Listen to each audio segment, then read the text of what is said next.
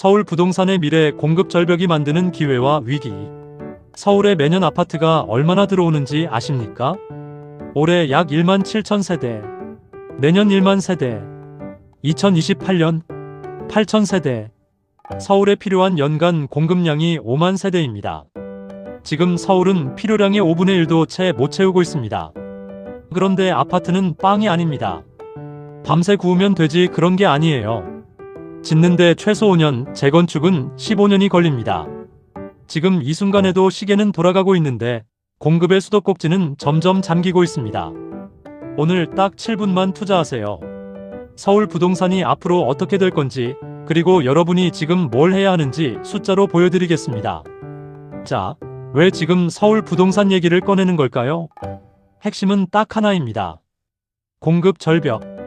부동산 114 자료를 보면 서울 아파트 입주 물량이 직전 3년 대비 약 59% 급감할 전망입니다. 그냥 좀 줄었다 수준이 아닙니다. 절반 넘게 사라지는 겁니다. 그런데 대부분의 사람들은 이걸 모릅니다. 인구가 줄어드니까 집값도 떨어지겠지. 출생률이 이 모양인데 집이 왜 올라? 이렇게 생각하는 분들 꽤 많으시죠? 그런데 현실의 숫자는 정반대를 말하고 있어요. 출생률은 떨어지고 있지만 세대수는 오히려 늘어나고 있거든요. 첫 번째, 사람은 줄어도 집은 더 필요하다. 많은 분들이 착각하는 게 있어요. 인구가 줄면 집이 남을 거라는 생각. 틀렸습니다. 왜냐? 지금 한국에서 혼자 사는 사람이 전체 가구의 약 40%입니다. 서울만 봐도 1인 가구 비율이 거의 40%에 육박합니다. 예전에 4인 가족이 한 채에 살았다면 지금은 그 4명이 각각 한 채씩 필요한 시대가 된 거예요. 세대 분리가 계속 일어나고 있습니다. 여기에 더해서 한국에 거주하는 외국인이 약 280만 명. 대구 인구보다 많습니다. 매년 수십만 명씩 유입되고 있고 대부분이 수도권에 집중돼 있어요. 수도권 인구는 전 국민의 50.8%, 약 2,630만 명. 이 집중 현상은 완화되기는커녕 점점 심해지고 있습니다. 그러니까 정리하면 인구는 줄어도 집이 필요한 세대수는 늘어나고 있다. 이게 핵심입니다. 두 번째, 공급은 왜 이렇게 막혀 있는가? 자, 그러면 공급 얘기를 해봅시다. 서울에 매년 필요한 아파트가 약 5만 세대라고 했죠. 과거에는 실제로 5만, 심지어 8만 세대까지 공급한 적도 있습니다. 그런데 지금은요? 2026년 약 1만 7천 세대, 2027년 약 1만 세대, 2028년 8천 세대, 3년 합쳐도 3만 5천 세대 남짓입니다. 원래라면 3년에 15만 세대가 나와야 하는데 12만 세대 가까이가 모자란 겁니다. 왜 이렇게 된 걸까요? 아파트는 짓는데 시간이 아주 오래 걸립니다. 경제학에서 이걸 공급 탄력성이 낮다고 표현하는데 쉽게 말하면 지금 당장 삽을 떠도 5년은 걸린다는 겁니다.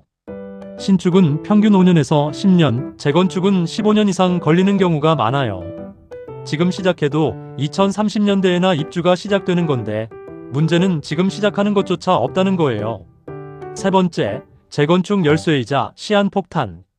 서울은 이미 개발이 끝난 도시입니다. 빈 땅에 새로 지을 곳이 거의 없어요. 그래서 서울의 신규 공급은 대부분 재건축과 재개발에 의존합니다. 지금 서울에서 뜨겁게 움직이는 대형 재건축 단지들 몇 개만 볼까요? 압구정 2구역 1982년에 지어진 아파트. 최고 65층 주상복합으로 탈바꿈 예정이고 공사비만 약 2조 7천억 원. 현대건설, GS건설 등이 입찰 경쟁 중입니다.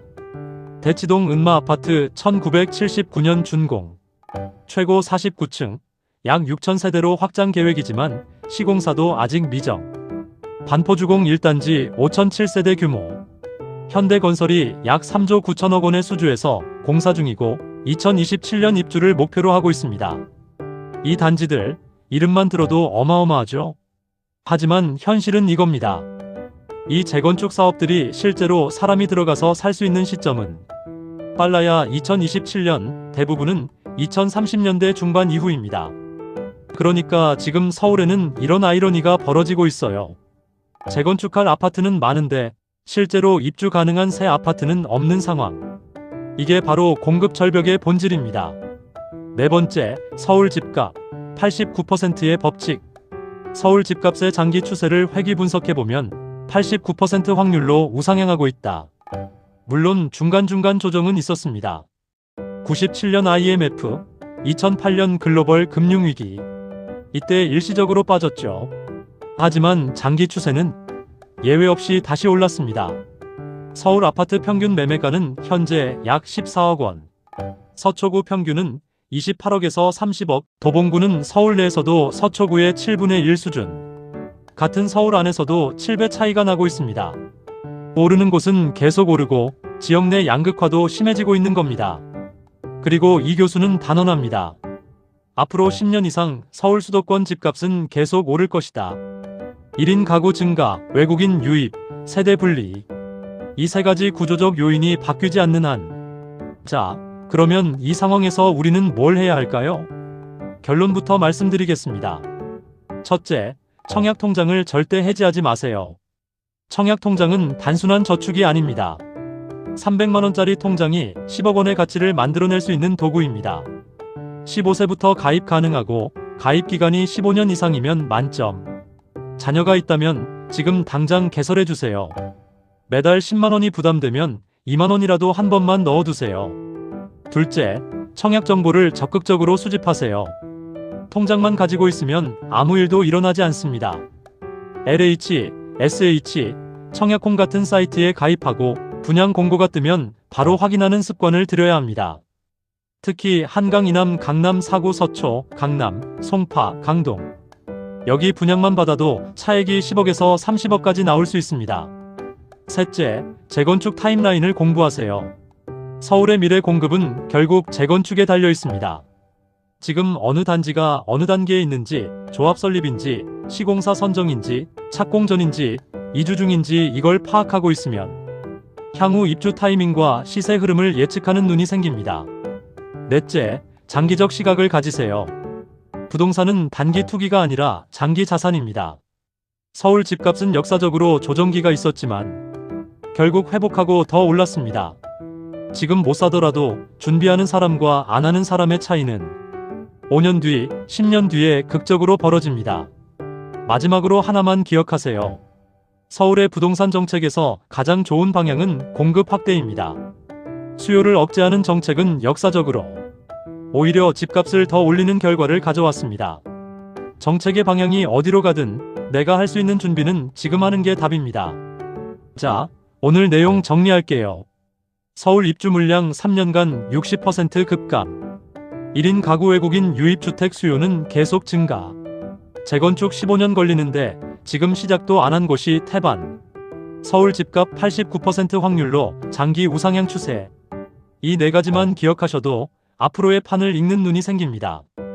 혹시 주변에 집값 떨어지겠지 하면서 아무 준비도 안 하고 있는 분 계시면 이 영상 하나 보내주세요. 진짜 고마워할 겁니다. 그리고 이런 부동산 경제 흐름을 계속 놓치고 싶지 않다면 좋아요와 구독 부탁드립니다.